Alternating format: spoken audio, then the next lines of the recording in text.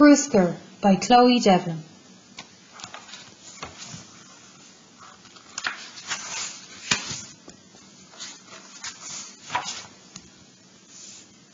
Once upon a time, along the coastline, lived a group of ocean friends.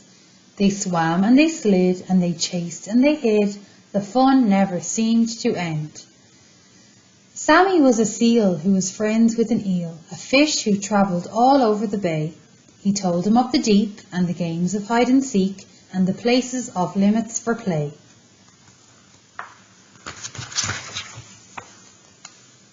There's a tale about one place and a monster with a face that has 7 grey warts on top. His body's a strange shape and he wears a netted cape and his hair is a green slimy mop. This monster's mention grabbed Sammy's full attention. He worried what this monster might do. If he was hungry one day, he could venture into the bay. He could eat up his whole ocean crew. Sammy needed to protect his home, which he couldn't do alone. He needed some friends with sass. This monster needed to be seen, so he assembled a fishy team of a skate, an eel and a bass. Now Sammy wasn't scared. He was proud when he declared that they were going to find the beast.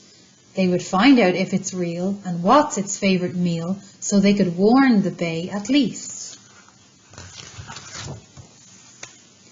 They set off as a crew, not knowing exactly what to do when they would look the monster in its face.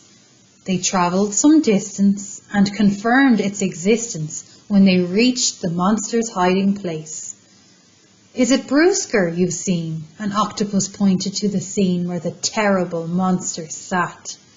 The beast had a name. "Yes!" Sammy exclaimed as they prepared for their monster combat. "Bruscar, hey Bruscar, we're here from the bay. We're not happy with you scaring our friends away. We don't want to hurt you, but we can guarantee that it would be best for everyone if you moved out to sea."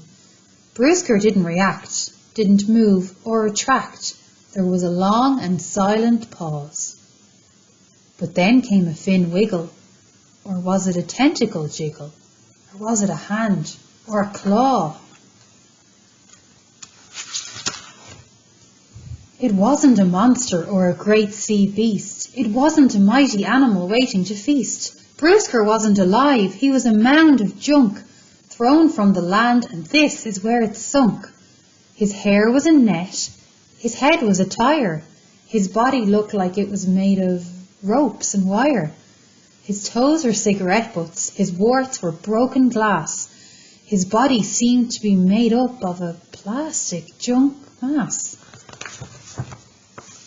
They swam back quickly to tell their friends and families the news. There was no monster, no beast. It was just a pile of refuse. Sammy's parents explained how Bruscar was still of some concern.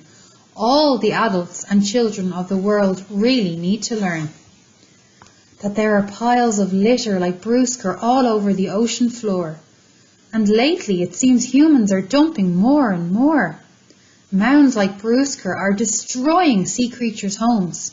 The litter is dangerous, leaving animals tangled, stuck and alone. Some hungry animals get confused and feast on plastic waste. It can choke them, make them sick and leave a bad taste.